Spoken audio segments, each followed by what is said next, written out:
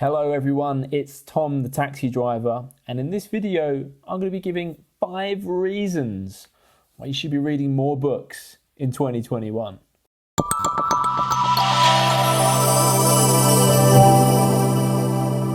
First of all and best of all, when you read a book, you are having a direct conversation with that author. When I drive the cab on a daily basis, many people must say, oh, you must have a great conversation with that person or this person, or I would love to get that person in my cab because we could talk about X, Y, Z. The great thing with books is that the author puts down their very best words. If you buy a book by Richard Branson or Alan Sugar, they're not going to put bad information in that book because it looks bad on them.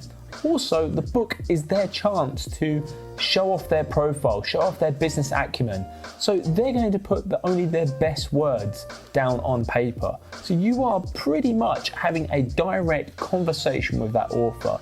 And if anything, it's probably better than a conversation because they're going to reveal more insights into their life than you could possibly get from them, no matter the kind of questions that you will ask. It's one of the things I do quite routinely. People that I look up to, people that I aspire to, or people that are very good within a particular domain, I will go and read their work because they are the best in their field. They have a lot to give. I can learn so much from them. And when it comes to their own books, they're going to be sure to put in their best work down on paper. Number 2 is that reading a book is an incredibly efficient medium. Now, a lot of you might have experiences of taking months, maybe even years to read a book. But once you curate the habit, you find that reading is not only a joy and it happens much quicker, but you get a lot more information and insight from just a few pages of a book than what would take hours on a TV show.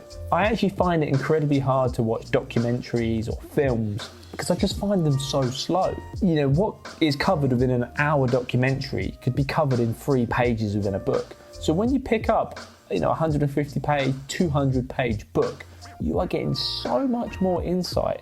I'm currently reading The Wolf of Wall Street by Jordan Belfort. Now, yes, I've seen the film, but of course, within a book, you're going to get so much more insight into what actually happened.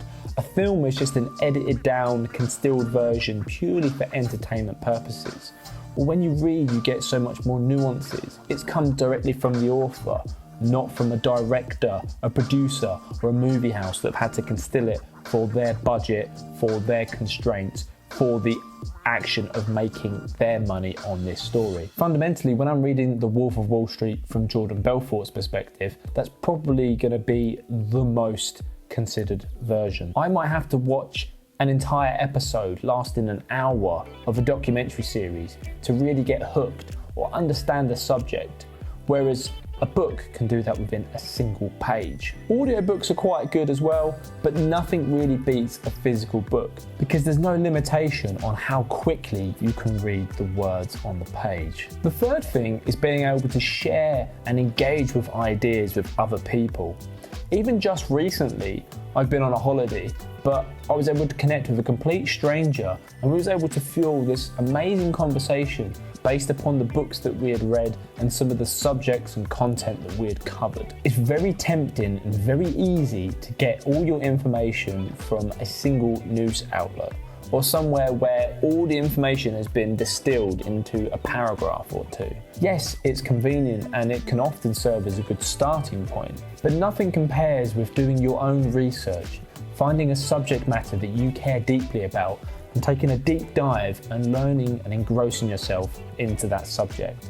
You can instantly become far more knowledgeable on a subject just by reading about it for a couple of hours within a book than what most people will have in their entire lives. And this really pays dividends, especially myself when I'm in the cab, because I can learn about all different sorts of subject matters so that whenever I have any passenger in the cab, there's always a conversation or a topic that I'm interested in or I've read about that we can go into. It is a highly translatable media.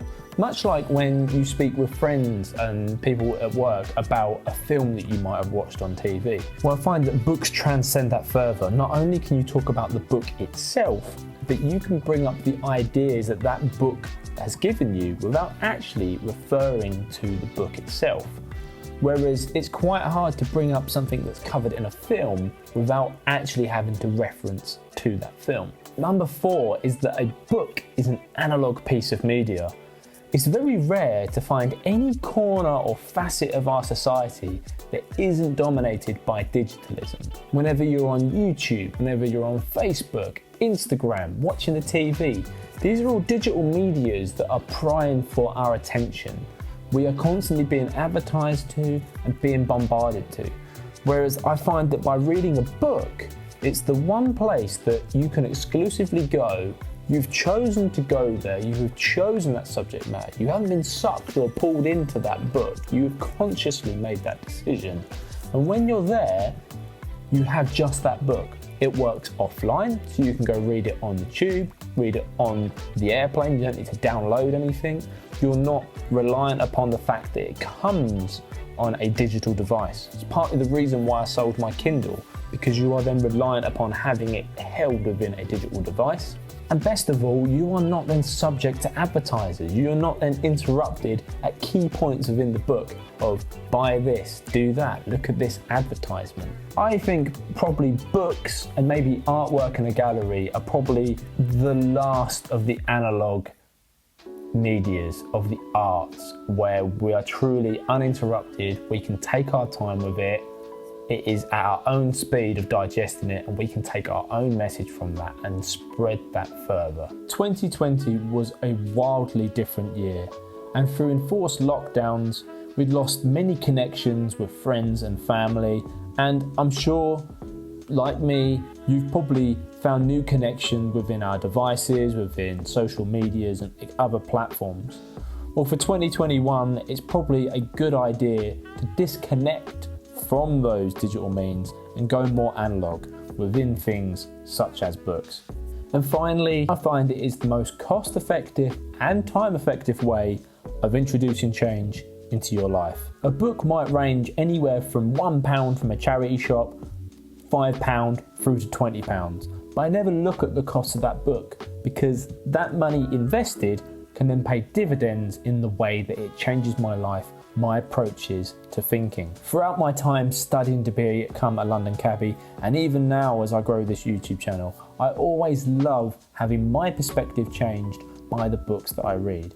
And it is such an inexpensive form of doing so. You might say, well, yeah, I can pay £8 a month for a Netflix subscription. I can watch all this stuff on there.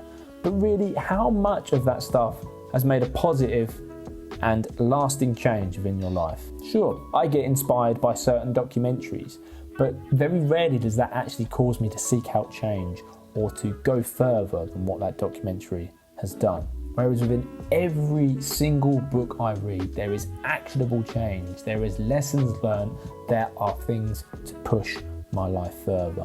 And I can honestly say, without books, my life wouldn't be on the trajectory that it is, and I love the fact that I've got many, many more years of reading behind me.